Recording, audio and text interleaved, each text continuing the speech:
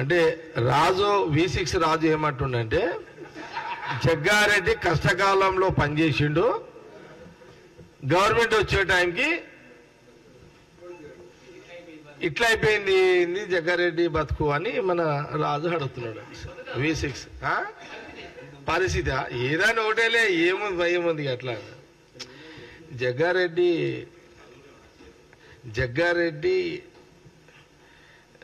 ఇది serious matter. నాది కూడా నేను చెక్ చేసుకుంటా ఒకసారి, వాస్తవాన్ని కూడా. జీవితం అంతా కూడా కష్టకాలంలోనే ఉన్న పరిస్థితుల్లో కష్టానికే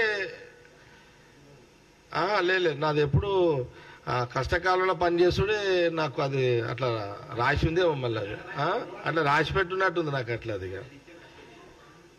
ఇప్పుడు ఏముంటుంది నాకు, ఇగో వాస్తవం కూడా చెప్తున్నా. నువ్వు మంచి ప్రశ్న అడిగినావు, ఇది సమయం సందర్భం చెప్పాలో లేదో కానీ నువ్వు మీడియాలో అడిగినప్పుడు జవాబు చెప్పాల్సిన బాధ్యత నాకు ఉంది. కరెక్టే. 2017లో ఉత్తమ్ కుమార్ రెడ్డి గారు పిసిసిగా ఉన్నప్పుడు అప్పుడు అందరు షాకింగ్లో ఉన్నారు, పరిశాన్లో ఉన్నారు, టెన్షన్లలో ఉన్నారు. ఆ టైంలో ఉత్తమ్ కుమార్ రెడ్డి గారు నాకు పిలిపించుకొని ఆయన్ని అడిగాడు, జగన్ రాహుల్ గాంధీ గారు సభ పెట్టాలి, అటు గవర్నమెంట్ వాళ్ళు ఉన్నారు, ఇప్పటికే 3 ఏళ్ళు అయిపోయింది, ఏదో చేయాలి, మనం పార్టీని జోష్కి తీసుకురావాలి, క్యాడర్ని జోష్కి తీసుకురావాలి, మన లీడర్లు కూడా బయటికి వెళ్ళాలి, ఇదంతా జరగాలి, రాహుల్ గాంధీ గారి యొక్క సభ ఏర్పాట్లు నువ్వు చెయ్యాలి. నువ్వు నాకు తెలుసు ఆర్థికంగా నువ్వు ఇబ్బందులలో ఉన్నావు, అందరము ఇబ్బందులనే ఉన్నాము, అయినా సరే నేను నిన్ను అడుగుతున్నా. అంటే నేను ఎందుకు అడుగుతున్నానంటే నువ్వు గతంలో ఉమ్మడి రాష్ట్రమంతా ఉడుకుతున్నది ఉద్యమం పేరు మీద. ఆంధ్ర ప్రాంతం ముఖ్యమంత్రి అప్పుడు ఉమ్మడి రాష్ట్రంలో కిరణ్ కుమార్ రెడ్డి ఉన్నాడు, తెలంగాణ ప్రాంతంలో తిరగలేని పరిస్థితి ఉంది. మరి ఆ టైంలో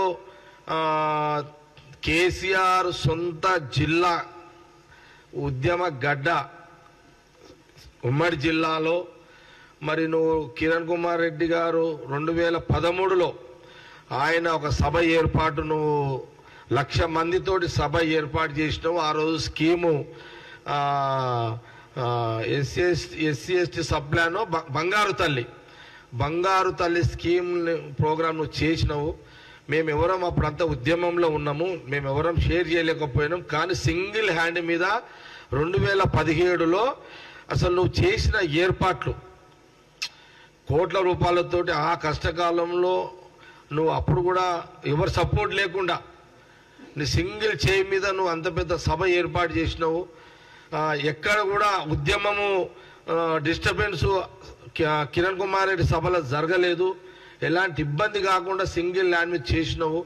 నాకు చాలా ఐడియా ఉంది ఇప్పుడున్న పరిస్థితులలో నువ్వైతే చేయగలుగుతావు, నువ్వు చెయ్యాలి అని అప్పుడు ఉత్తమ్ కుమార్ రెడ్డి గారు అడిగితే నేను 2017లో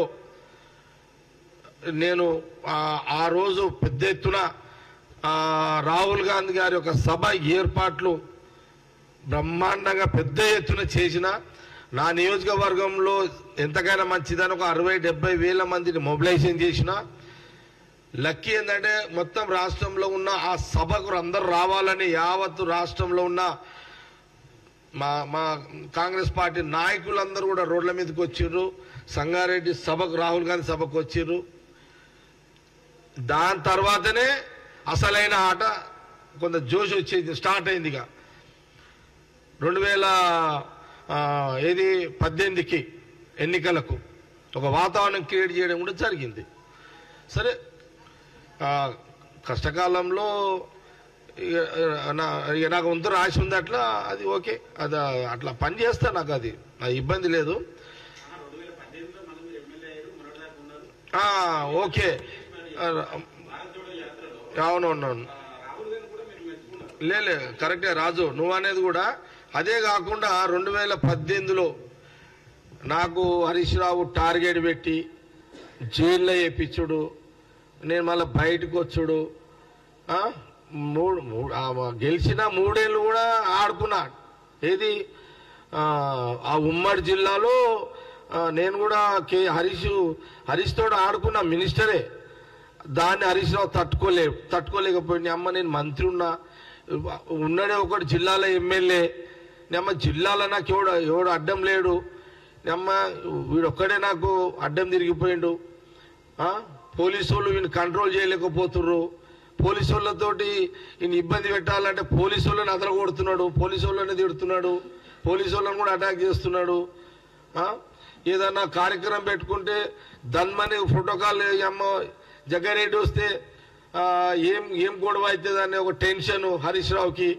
ఇదేం బతుకు అనే హరీష్ రావు ఆ డిస్టర్బెన్స్ అయిపోయాడు మొత్తం. ఇక అంతా పిచ్చోడు అయిపోయి ఏం చేద్దాం అనే దాంట్లో అది ఆ పంచాయతీ పాస్పోర్ట్ కాదు ఇక అలా అందరూ ఆయన అది తీసుకొచ్చిండు, అరెస్ట్ చేసిండు.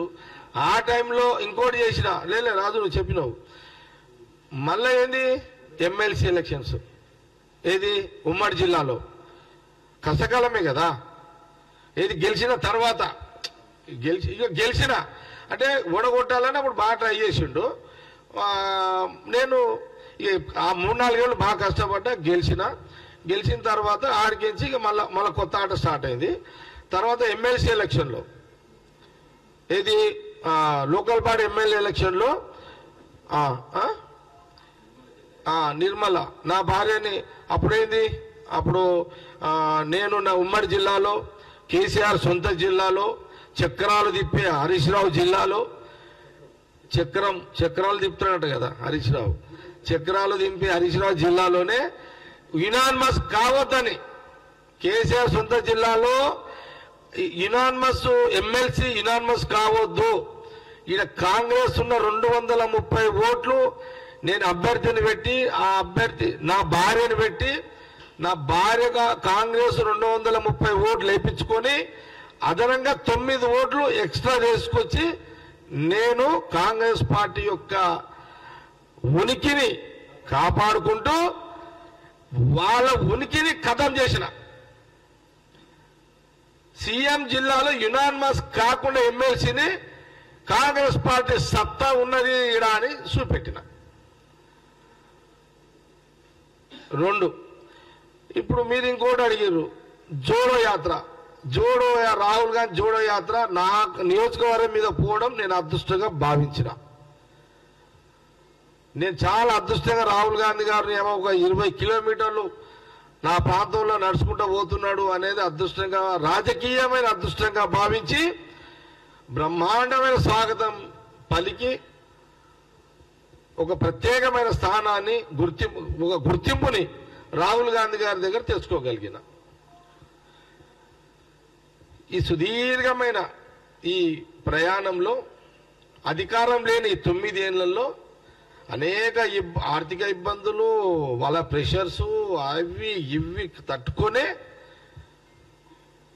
సక్సెస్ఫుల్ ప్రయాణం కాంగ్రెస్ పార్టీ నాయకుడిగా చేసిన.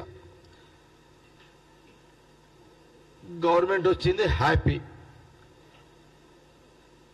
కాంగ్రెస్ గవర్నమెంట్ రావడం వల్ల జగ్గారెడ్డి ఓడిపోవడం అనేది వదిలేండిగా, కానీ కాంగ్రెస్ పార్టీ అధికారంలో వచ్చింది, ప్రజలకు మేలు చేసే ప్రభుత్వం వచ్చింది, ప్రజలకు అండగా నిలబడే ప్రభుత్వం కాంగ్రెస్ పార్టీ వచ్చింది, ప్రభుత్వం వచ్చింది.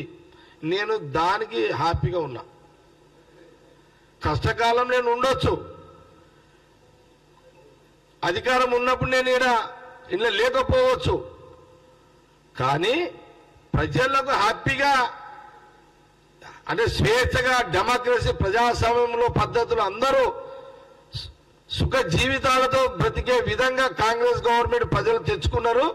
అది నాకు చాలా చాలా చాలా చాలా సంతోషం అనిపించింది. ఇక మీరు ఇంకోటి అడిగారు, పదవులు ఇదువులు అంటే ఇక అది జగ్గారెడ్డి ఏది ఆశించి చేయడు. జగ్గారెడ్డి ఏది ఆశించి చేయడు, పడి ఎవరిని అడగడు. జగ్గారెడ్డి అవసరం ఉన్నప్పుడు కాంగ్రెస్ పార్టీ సోనియా గాంధీ, రాహుల్ గాంధీ, మల్లికార్జున్ ఖార్గే గారు జగ్గారెడ్డి అవసరం ఉన్నప్పుడు జగ్గారెడ్డిని తప్పకుండా కాంగ్రెస్ పార్టీలో వాళ్ళు ఏ బాధ్యత ఇస్తే జగ్గారెడ్డి పని చేయగలుగుతాడో ఆ బాధ ఇచ్చే రోజు వస్తుంది. ఏడాదికి వస్తుందా, 2 ఏళ్ళకి వస్తుందా, 3 ఏళ్ళకి వస్తుందా, వస్తుంది. కాబట్టి గవర్నమెంట్ వచ్చిన టైంలో నేనేదో లేను అనేది ఎవరు ఫీల్ కావద్దు. ఎవరైనా ఫీల్ అయ్యేటోళ్ళు ఉంటే అవుతున్నా నేను అంటలేను, కానీ అవుతున్నా నేను ఎందుకంట కానీ కదా. రాజు ప్రశ్న అడిగిండు, వాళ్ళ ఫీల్ కాదు అది ప్రశ్న. అది అంటే అన్నా నువ్వు అమ్మా ఈ 9 ఏళ్ళ కష్టకాలంలో నువ్వు అసలు టైంలో లేకపోతేవని కొంత ప్రశ్న ప్రజలదే అడిగేదో అడిగిండు. ఎవరొకరు ఇద్దరు అనుంటారు, అడిగి ఉంటాడు, కానీ అది పెద్ద పెద్ద పెద్ద విశేషమేం కాదులే. అదేం పెద్ద విశేషమేం కాదులే అదంతా. అది కూడా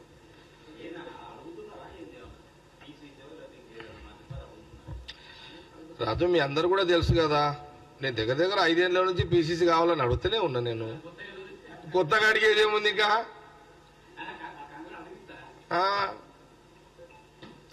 ఏదో మనకు అడిగి కూడా తప్పు. ఇప్పుడు అడిగినా ఇప్పుడేం అవసరం, అర్జెంట్ ఏం లేదు కదా. ఇప్పుడు గతంలో పీసీసీ కావాలని అడిగినా, కానీ ఇప్పుడు అర్జెంట్ ఏం లేదు. ఇప్పుడు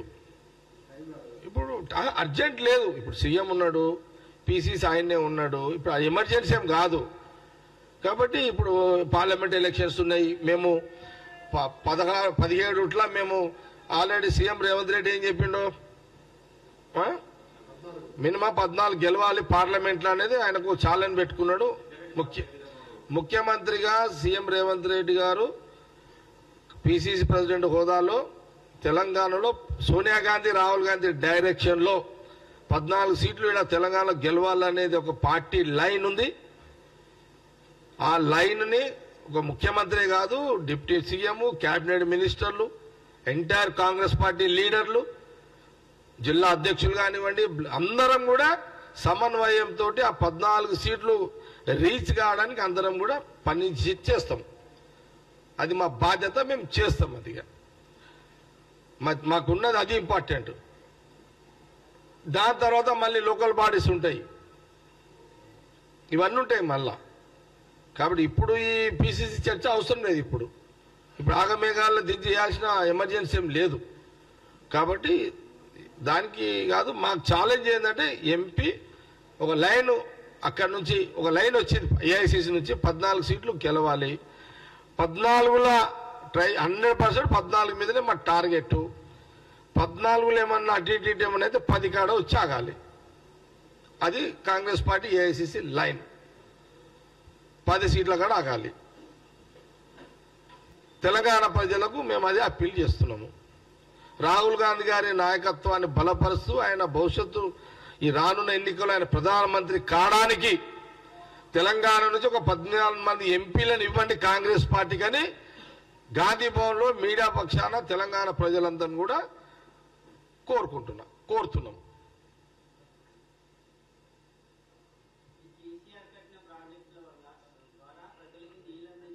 no comments sir. Okay, thank you.